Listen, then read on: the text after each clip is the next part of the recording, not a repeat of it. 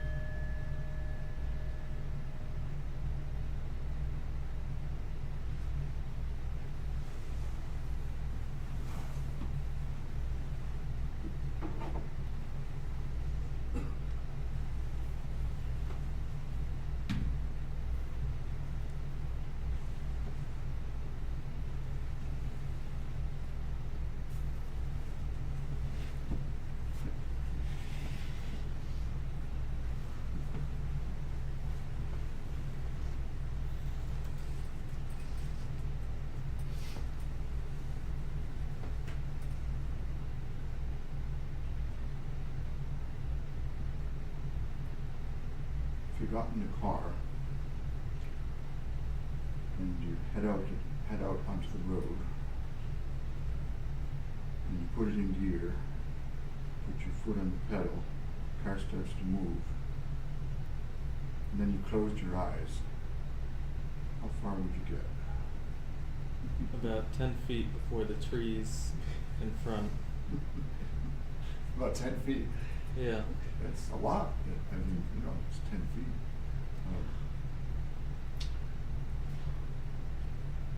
If we drive our life without a clear sense of vision, that's where we'll end up. In the ditch, by the side of the road. The trees are lovely, but I don't think their intention is to receive us crashing into them, In 2021, I drove from Berkeley, California, with my mom to here. Okay. How many thousand? It's like 2,700 miles or something like that. It's a lot of miles. And I had this vision of where I was going, right? And so did my mom, and they weren't the same. It was a bit of a comedy routine, and but we eventually got here with a lot of stops along the way, which was important for many reasons. But all along the way, and there were some serious storms, by the way, especially around Colorado, the state next to Colorado, I can't remember what that is. Heavy downpours. I mean, I couldn't see very well at all. And there we were, kept going, couldn't see very far ahead of us, but far enough to keep going.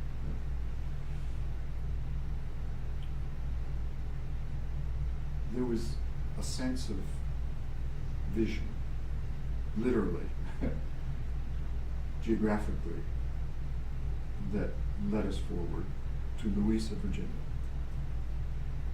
I'm very glad that that's the case. What I want to share with you tonight is just a few thoughts about vision. Anna, you asked if I would write something for the website, and I'm working on it, but it's taking me longer than I thought. So I would just suggest put up what you got. It's going to take me a couple days. Yeah. But it's really important, and that's why I want to take time with it. I think the title or subtitle was Vision for Peace, something like that? Yeah, so you're asking me what my vision for peace is? Well, Google Gemini thought it was appropriate. Google Gemini. Oh, thank you. Gigi, is it? Yeah, well, they were Gigi now. Yeah, that's right. Gigi's my co-assistant. Okay. I took it, seriously, and so I'm doing it.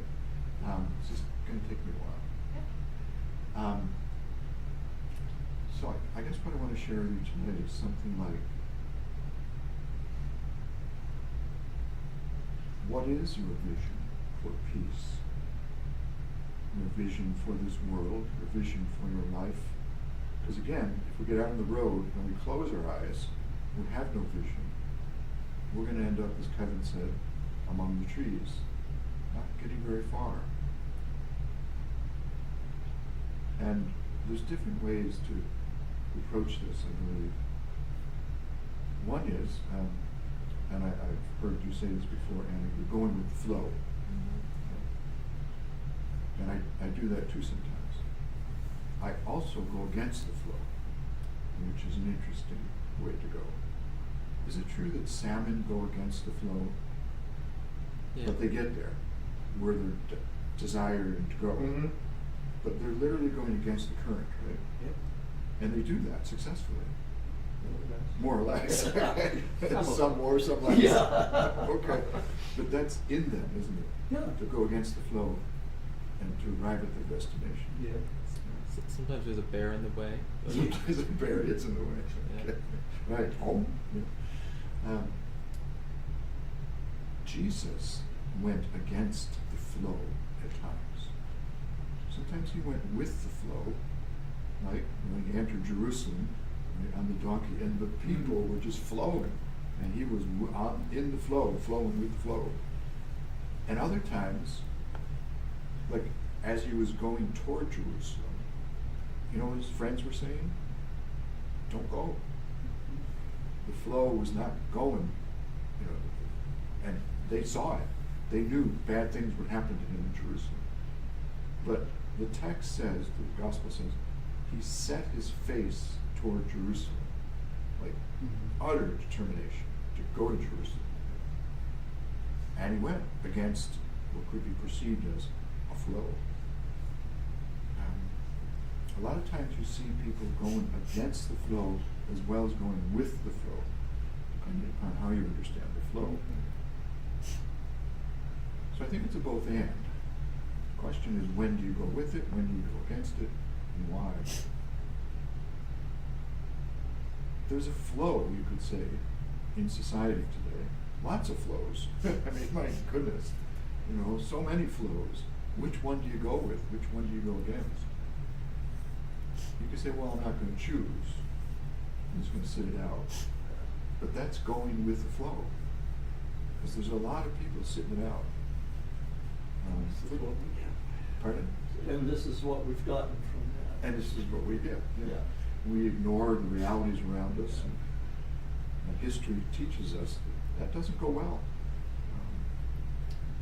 So I think one of the key factors in all of this, whatever flows we choose to go with or against, is what we choose as our own vision.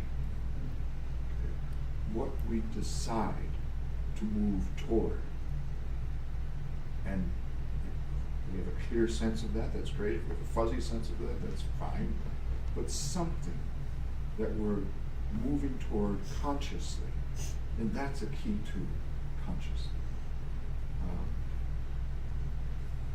Our friend Matt was once here, reminded us that according to a lot of research, we're generously about 90% unconscious. And all the flows in the unconscious are directing us here and there. But to be as conscious as possible and to choose well where we want to go in our own personal lives, in the life of community of peace, in the society, in the world. We're part of it. It's like, I sound like, what was it, two of the hobbits when they were held by the Ents, remember that scene in Lord of the Rings? What were their names? The two got caught by Treebeard. Remember? Anybody? All right, we'll have to watch it. These two little hobbits are running away from the orcs, and they run into the forest, and they think, oh, now we're safe. And all of a sudden, a tree reaches down and scoops them up. And it's Treebeard, you know, the shepherd of the forest. Right? And he's a kind heart, he's a good soul. And they have this conversation. And at one point, Treebeard says, I'm not going to get involved in the affairs of human beings. You know, it's not my fight. And one of the hobbits turns to him and says, but you're part of this world, aren't you? It's Tolkien's question. Mm-hmm. You know, we're part of this world, aren't we? So how can we ignore what's happening to our brothers and sisters and to the planet? We must respond if we're indeed alive and part of this world. And so the sense of vision comes back. Where do we want to go? What kind of world do we want to create? Because we are, whether we know it or not, believe it or not, co-creators of this world. It's like, again, I've watched too many movies, you know, but there's this beautiful film called The Mission with Robert De Niro and Jeremy Irons and others. And it's about the Jesuits in South America, I believe. And at one point in the movie, one of the Jesuit priests turns to the head of their order, and they're having this conversation about the devastation in the tribal areas by the Portuguese and the Spanish. And the head of the order says something like, remember it now. He says,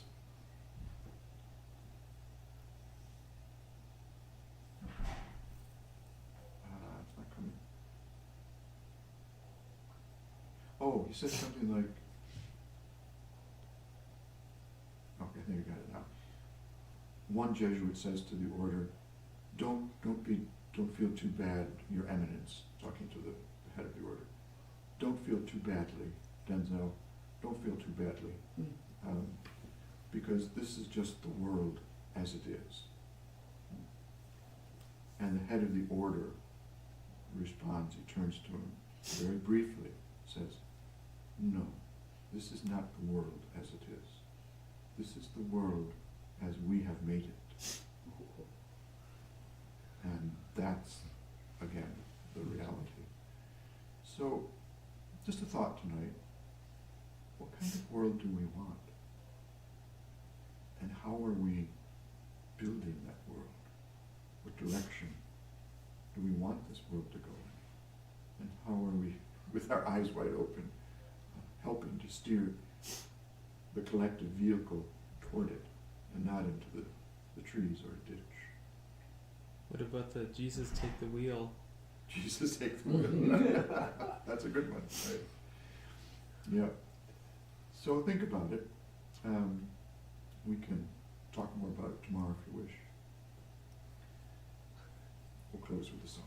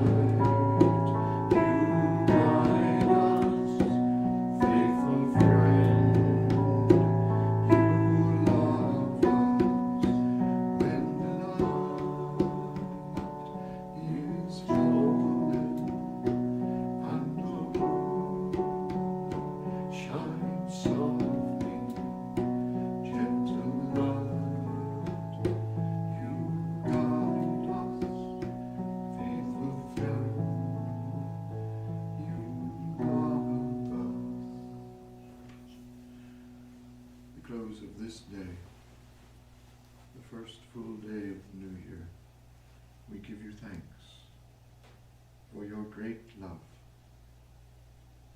for each one of us and every one of us in this world, for you so loved the world, John tells us. May we become channels of that great love. sharers of your peace. May it be so.